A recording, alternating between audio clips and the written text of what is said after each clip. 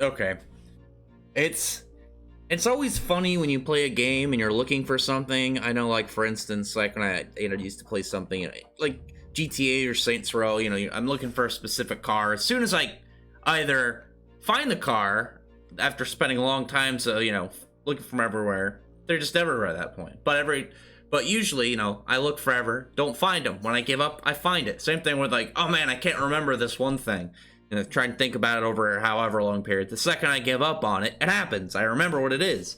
And in the last chapter, I actually mentioned it right near the end of my review. I think it was like 8 minutes 20 seconds or something. I guess that's not the end, but it was near the end where I was like done content, time just to give a couple thoughts and then wrap up.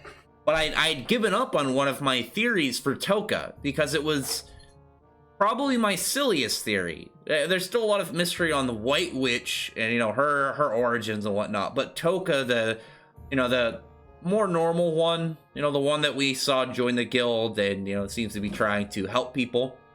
And I talked about, I had this whole theory that that because when she mentions Natsu, she's saying like he rode a fire dragon and she had a cattail, so it's like, well, what if she's an Exceed? And what if because of that she saw Happy on top of Natsu? And obviously Happy's the one carrying Natsu if you know anything about anything about them. But the way that it looked is that Happy was riding Natsu, which it could easily be a misunderstanding of if you're a silly ass cat. And then I was like, well, I had this theory that I don't think it's really going to go anywhere at this point. She was embracing Natsu, begging for help. And then it was, I don't remember if I mentioned at the end of the last chapter review, I was like, well, I guess it would change if after this, she realizes she grabbed the wrong person and goes for Happy. And that's what happened. Because she actually, turns out, she was an Exceed. She's a little cute little fuzzy little Exceed in a dress, a little crown. She's adorable. But she discusses essentially when she was stuck in this barrel that, she saw Natsu and Happy show up, defeat all these guys that, stole the luggage that she was in. She was trapped in this barrel. And Natsu, who was choking on some food after some of the criminals asked who he was, Happy said his name, called him Natsu, and she thought that he was calling himself Natsu. And so this whole time, that's who she thought Happy was. She called him Natsu the whole time, which I thought was very neat. I really liked that reveal. I thought it was not only cool because like I called it, but I thought it was cool that like when I called it, I was like, well, I guess this whole prediction is over on Toka, whatever, and then bam, here comes Toka, revealing that she is in fact an Exceed, and that is in fact what happened. Again, there's a lot of secrets with the White Witch, but it's still unknown about that aspect. But we did find out about Toka, and she's an adorable little kitty. So, like the chapter starts out though, you see Gray, Lucy, Julia, and Kana, and they're all discussing what to do about Mira Jane and Elfman. But obviously, they're still locked in a fight with Madmal and Skullion. Here's the thing, characters. So there was a little funny moment when Gray was like, well, what if I freeze all of them? And she's like, well, it didn't work on that Ash guy, so it's not going to work on Mira. And they're like hyping up Mira like Mira could beat Skullion. I don't think Mira could beat Skullion. Mira couldn't even beat a normal member of the Spriggan 12, like in an actual fight. She beat Jacob because Jacob nerfed himself so he couldn't see while fighting, and he was just actually like close combat fighting her instead of just clapping and portaling her out of there. I mean, we already saw like in any normal conflict with one of the Spriggan 12, she got her face stomped in. And Gray was able to, throw hands with Inimble, who seemed to be one of the more powerful members of the 12. And Skullion seems stronger than him. And again, the Dragon Eaters are a mystery. We don't know where they really kind of like started from, where they really came from. We know they ate dragon meat, and we know dragon slaying magic as a singular, as just like a one standard magic.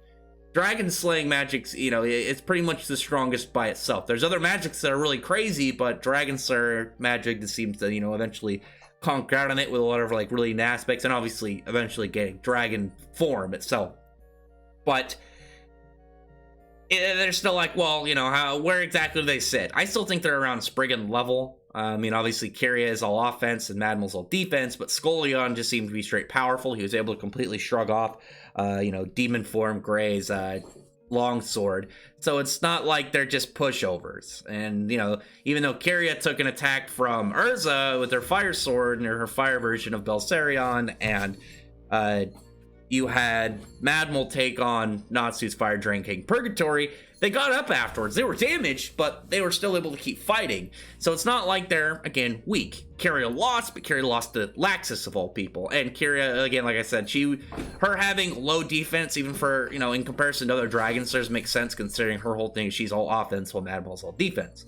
But I don't think Mira Jane would stand a chance against Scully on a straight fight. He's literally been fighting her with his hands crossed in front of his chest and just turning into ash, going around, you know, kicking her around.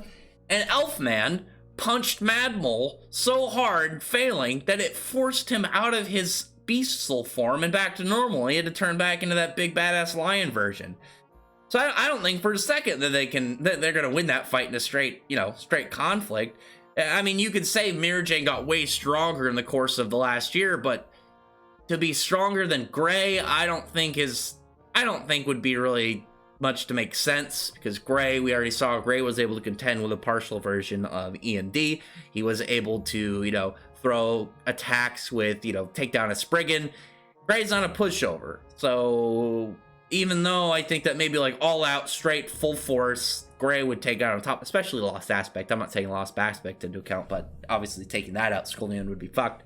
But it's not something Gray's just gonna pull out. But anyway, I don't see, I get why they're hyping over Mira Jane. They've known her pretty much almost their whole lives. She's always just been someone they've seen as more powerful. But Gray, I think Gray and Natsu, you know, they're two characters that, similar to Urza, Natsu probably in general would just be like, you know, it's still kind of like fearful of Urza, but in an all-out fight, Natsu would win. You know, it pops Dragon Force, Urza's fucked. And anything in like those kind of aspects where they actually like aren't having their character personalities into it, they're not being, you know, they're not having like their own kind of like mental grasp on the character, and it's straight battle to battle. I don't think that Mira Jane could defeat either of them. I don't think Mira Jane could defeat anybody in the main cast except for probably Lucy, only in terms of straight firepower. I think Lucy has more magic, she's got more to provide, and she's got more impressive feats. Same thing with Wendy. I mean, Wendy took attacks from Acnologia. Mira Jane couldn't even take like casual attacks from August. Just putting that out there. Anyway, but they're discussing that, and then they kind of like talk a little bit about Toka and whatnot, and you got a really nice moment for the build-up of Natsu and Lucy eventually actually, you know, uniting, actually becoming a thing. Because that's one of the things that has been slowly pushing through 100 Years Quest are the couples. You know, you have Gray actually confessing that he does love Juvie, he does care about her, and the only thing holding him back from being with her is he wants to be able to protect her. Urza and Jalal had a lot more interactions. You know, that whole couple and that whole ship is probably going to start to really kind of move forward after Jalal gets freed. And we already know, like, the encounter back on Rain Hill, that Natsu got jealous of some guys hitting on Lucia and, you know, burned their clothes, and, you know, fought them off, burned Lucy's clothes.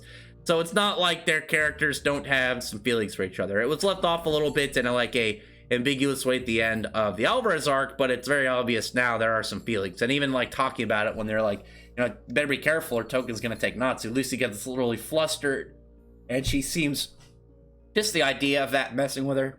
So I think it's safe to assume that she is going to, you know, confess some feelings for him soon. Maybe not directly to Natsu, but about Natsu. I think if Gray wasn't there and it was just the girls, she would have probably been a lot more honest and open about it. Because you can see the part when they bring it up that she's, you know, she definitely seems a little bit rustled by the idea of, you know, some other girl being with Natsu.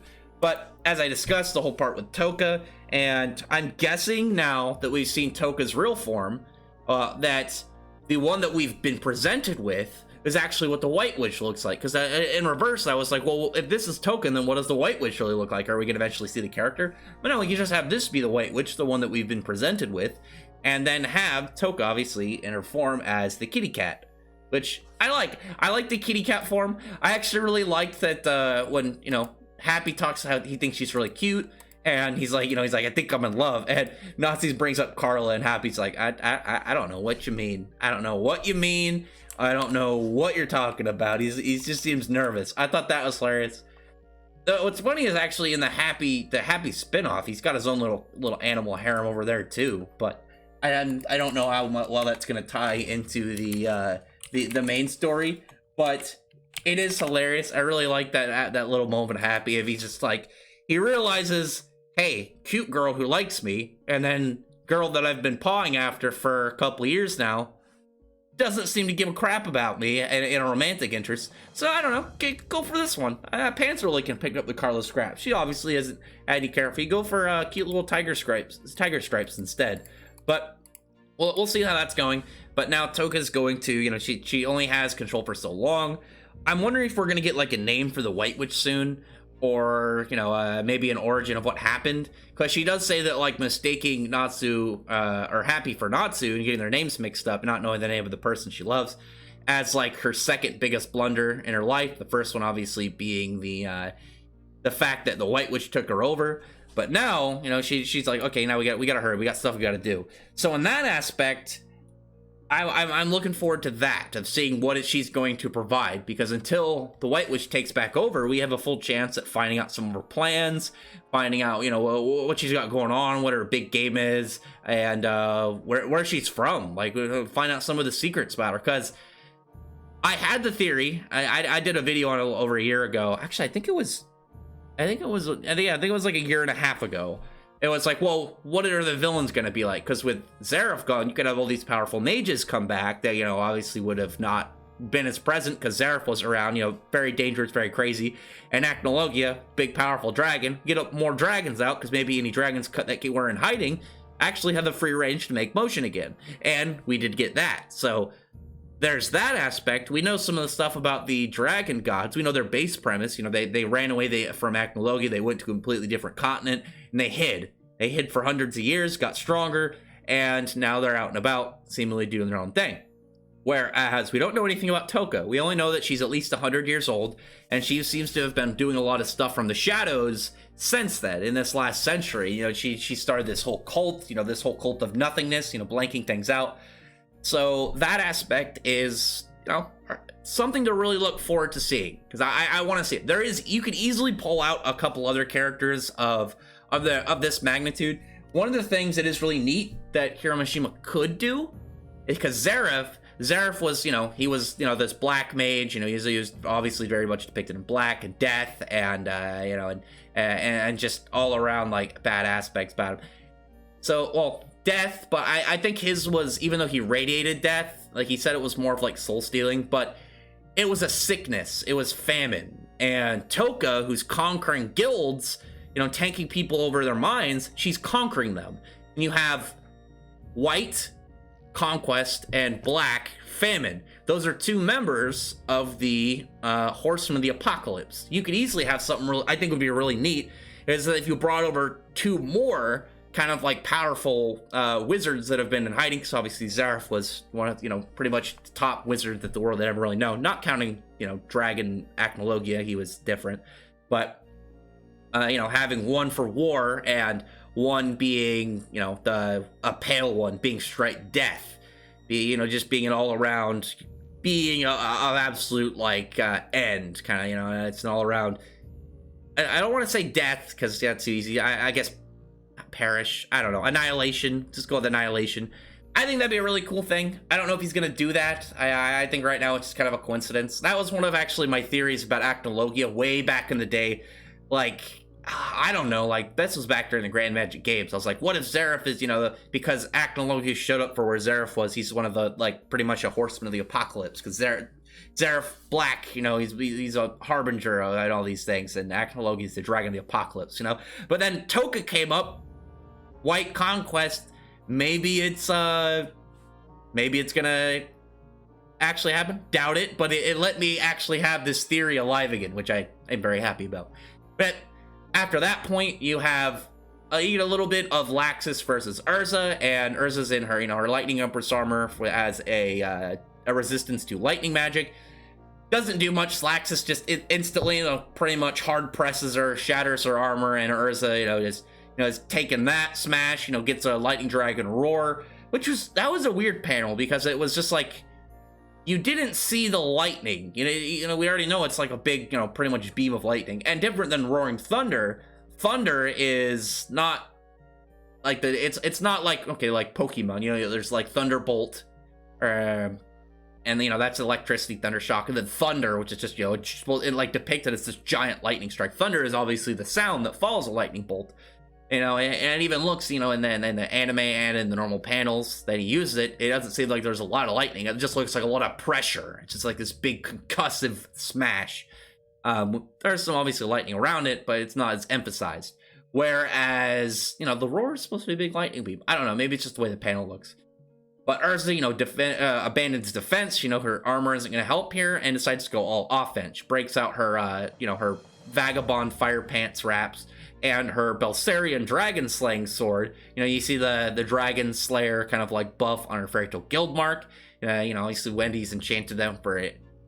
Obvious reasons, for a quest that primarily is about, dealing with dragons. And Laxus is ready for it. And what got me even more interested in this fight, because I don't think Urza's gonna win. Laxus is too strong for her. And obviously, like, this sword and this armor, like, Laxus is very much, he's not hacks. He doesn't have hacks on her, he has straight power and speed. But Urza, like, this armor specifically is literally abandoned defense, funnel magic into attack and speed. That's what it's always done. It's very consistent about that. That's why, like, if speed and power is the gap, she uses this. If it's hacks, she goes to her Nakagami armor, for dispelling. But Laxus also, I think, has technique on her. I think he's got experience. I think he's got skill. And even more so, when she busts this out, he says he's going to demonstrate a new skill.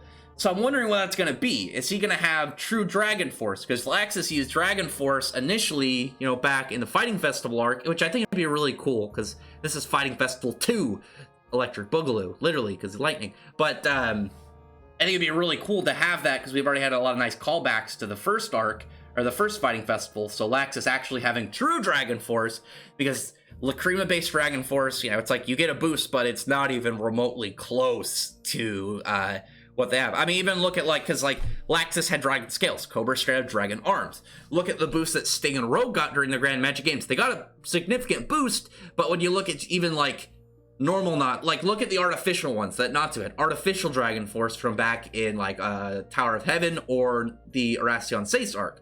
Natsu in Tower of Heaven went from a foot soldier kind of level character, pretty notable foot soldier, to being able to completely demolish a wizard saint.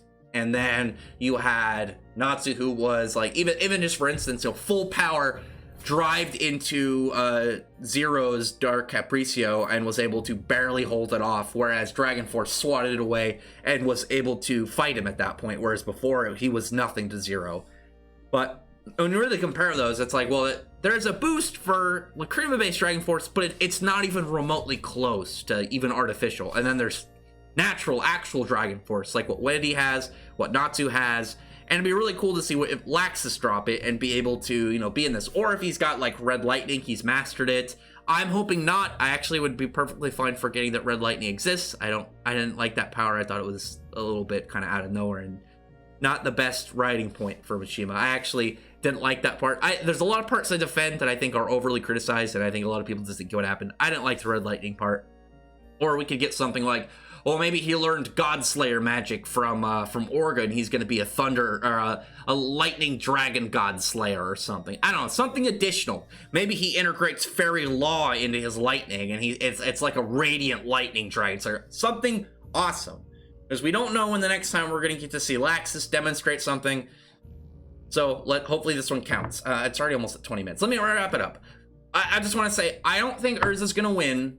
I think that Jalal is going to have to show up to help her, because, again, I don't think Urza is above Laxus's level. I mean, especially, Mira is for some reason getting depicted like she's significant now. Laxus actually is. He was one of the only characters that were able to 1v1 a Spriggan, in events, and even before the arc, we knew, oh, someone like Jalal, Laxus, Guildarts, they're going to be able to 1v1 a Spriggan. And they did. I mean, Guildarts wasn't exactly, because it was, Historia Corpse, Grod Serena, and he wasn't able to 1v1 August, but August is different. August was the strongest of them. But we know, you look at like his display, he could have 1v1 as Spriggan, and then obviously Jalal did with Nineheart, and Laxus did with Wall.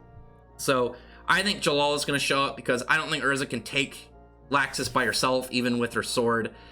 But Urza and Jalal together, I 100% think can take Laxus for sure. Plus, it would be a really good thing. We have all these characters having their good ship moments actually exist, not just fans like seeing two characters touch hands and be like, oh, yes, a Jerza moment, what's Groovia, that's Gray and Julia. I completely forgot. I was like, NaLu, Jerza. I remember a lot of them, and somehow I'm forgetting like one of the primary ones, but one of the ones that's actually like much further along than the other two main ones. But other than that, comment below, tell me your thoughts are about the chapter, and let me hear what you guys have to say coming up. I actually really want to see almost everything in the next couple chapters. Like, I'm actually really excited. We got, Wendy's fight with Nebel, see how that goes.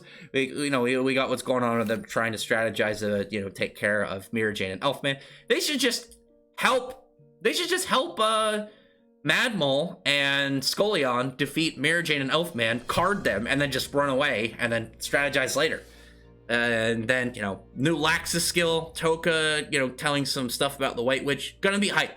We have 3 more chapters before the end of 100 Years Quest being weekly, because it's supposed to be going for the rest of Heroes. Heroes has 3 more chapters that ends on chapter 11. Next one is chapter 9. So, 3. So look forward to that. We will see, where this progresses next week. Loved all 3 chapters for Fairy Tail Heroes and Eden Zero this week. They're all fantastic. And looking forward to seeing where things go from here. But other than that, comment below. Tell me what your thoughts are about this chapter, like I said. And I really appreciate if you thumbs up the video, but from the like button and subscribe button, and check out my other videos. But I appreciate everyone who's already subscribed. And I thank you all for listening. Bye.